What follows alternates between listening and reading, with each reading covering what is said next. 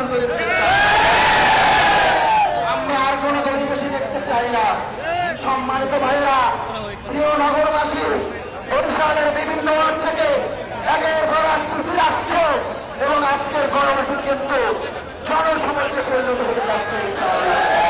সম্মানিত ভাইরা, আমরা আমাদের দাবি আদায় না হলে, আমাদের দাবি যতক্ষণ না পর্যন্ত আমাদের অধিকার ফিরে আসবে ততক্ষণ কিন্তু আমরা রাগ করে থাকবো ইনশাআল্লাহ।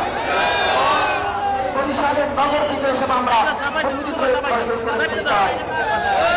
সংগ্রামী ভাইরা, বরিশালের নগর পিতা কি আছে?